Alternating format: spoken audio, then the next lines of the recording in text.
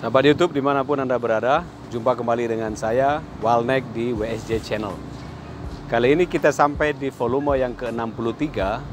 Saya ingin berbagi tips bagaimana Anda dalam berwirausaha memilih anggota tim yang akan bekerja dengan Anda.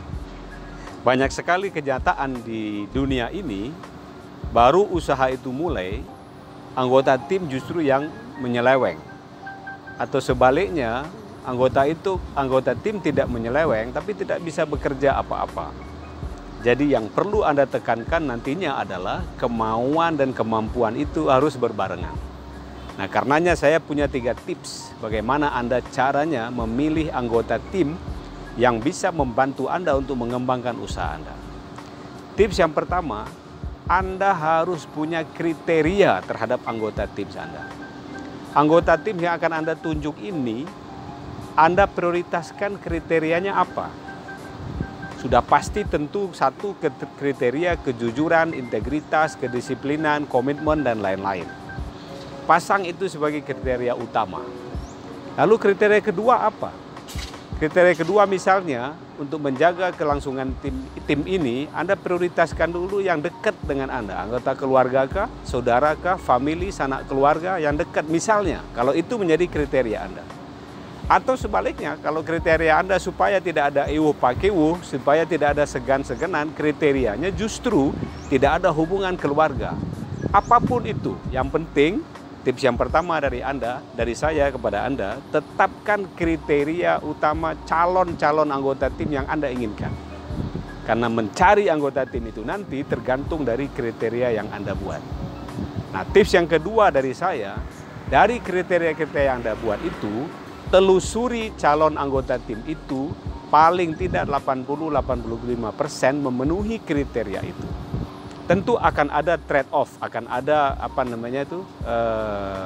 plus minusnya, akan ada pro dan kontra, akan ada penyesuaian. Tetapi paling tidak 85% memenuhi kriteria itu.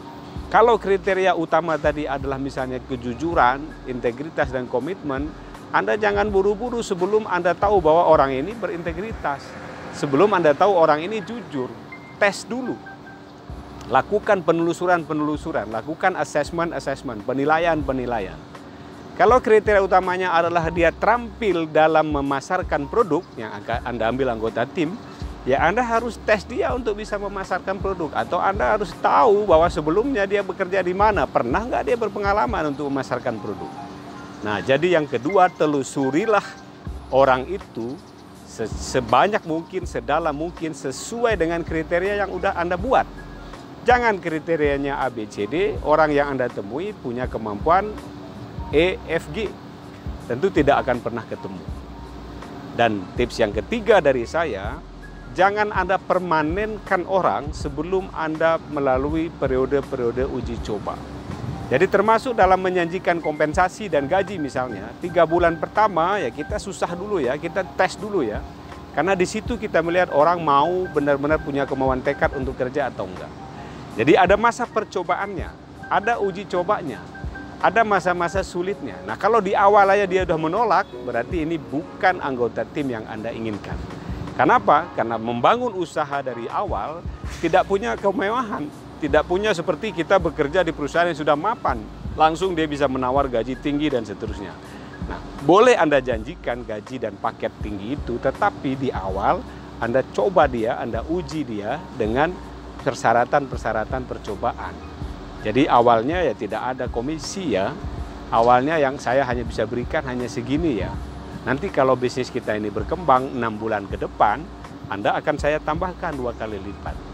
Harus melalui mekanisme itu sehingga Anda tidak membeli kucing dalam karung, sehingga Anda bisa melihat kemauan dan kemampuan dia berbarengan untuk mensupport usaha Anda.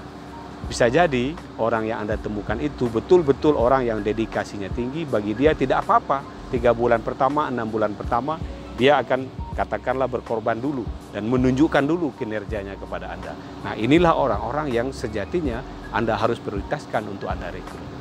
Mudah-mudahan 3 tips dari saya tadi bisa membantu Anda dalam mencari tim-tim yang betul-betul orang pejuang, yang betul-betul orang punya komitmen yang tinggi, karena tidak gampang mencari orang. Pengalaman saya 11 tahun dalam berwirausaha ini, banyak sekali bongkar pasang.